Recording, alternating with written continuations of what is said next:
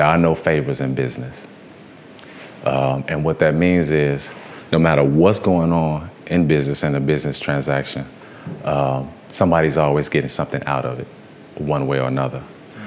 So when people always say, well, they did you a favor this way and that way, to a certain degree, there may be some truth in it and it may sound plausible if they got you into a certain position. But still, at the end of the day, what they did wasn't technically a favor, because anything that you do, there's gonna be one, karma involved in it. There's gonna be an underlying agenda in it, whether positive or negative. It doesn't always have to be a negative thing, but there's always some type of give or take or exchange in any type of a transaction, whether positive or negative. So I start understanding that there are really no favors. And one of the powerful things about that advice is once you start understanding that and living by that mantra, people don't put you in the position to belittle you, to always make you think that they're doing you a favor. So that's what was powerful and a crutch for me. And I use that term lightly, crutch. But to have that, to not be used, to always feel like, oh man, they doing this and doing that, and understanding that there's always things that that other person is gonna get out of whatever is happening in that situation. As far as design and the people that inspire me would be, number one is Karl Kani. And I've always said that, and that'll always be the person. No key reasons or one profound thing as to why, but the way he makes clothes, the quality is impeccable. His style is similar to my style, and the way he did his business, the way he came into the business, the way that he merchandised and placed products, and just the coolness laid back of him. Like all of those things just like reminded me of me also. So I've always admired what he did and looked at him as an inspiration over anyone else, I would say. I draw my fashion inspirations, one, I would have to say, from my background. I come from a Catholic school background my whole life. So while all of my friends and everybody in the neighborhood were wearing jeans and gym shoes, like we had the khakis, the boat shoes, Clarks, things like that.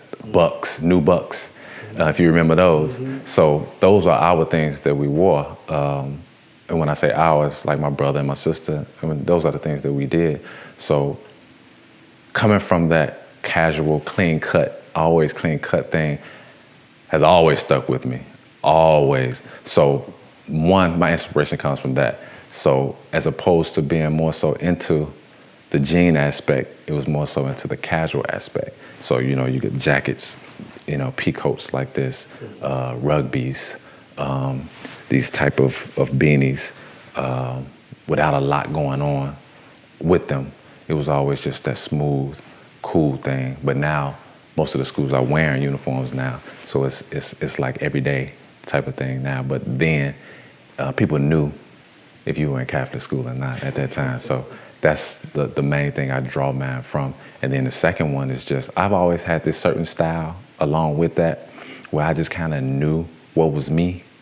Like, it's always been a very relaxed thing for me. And people will say, well, jeans and gym shoes are relaxed. But my relaxed is far more casual, relaxed.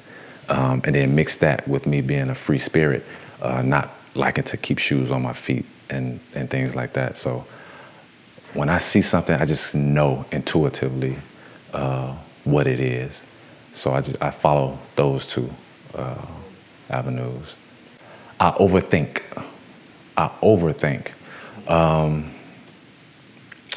Something will be one way, and this is not perfection-wise. This is just overthinking sometimes. That's a particular hindrance because when I overthink, it becomes draining, and then you don't get certain things done because you're spending too much time overthinking this one thing. Well, should it have this on the back? Should it just be on the front? But some people might want this and some people might want that. So I'm trying to include everybody in this one thing. And sometimes, you can't do that because somebody's gonna be left out regardless of what it is or not like it for one particular reason. So I think that's one thing that hinders it. The other part of the question is one thing that, what again? That helps the creativity. That helps my creativity is I get a lot of quiet time. All right, I'm the type of person that I love my own space. I'm not necessarily an introvert, but I respect myself a lot. And I say that just to say, like, my time is mine. So just to kind of explain that is, when I get up in the beginning of sunrise, that time is mine. My phone isn't even on. I don't turn my phone on until 12 o'clock. And I know some people looking at this like, because a lot of people are attached to their phones, but I'm disciplined in it and I've been that way for a long time. So when I do that, that's my time. At night, most people keep their phones on 24/7. At night, I turn my phone off every night. And those times are mine. I'm a self-proclaimed family-aholic. Whether you talk about game nights, different things like that, that's what I do. I love playing softball, football, things like that. And those times are mine. I'm also a cartoon head. So I say these things just to paint the picture, but my time, I take seriously. So what helps me is I get a lot of quiet time. And in that quiet time, I get to have complete thoughts. So when I'm in that quiet time, the creativity just flows out like water. So when everything is moving and everything is loud, you can get stagnant. But with that quiet time, the universe kind of just talks to me, myself, just things come to me and I figure it out just like that. And it'd be like, wow.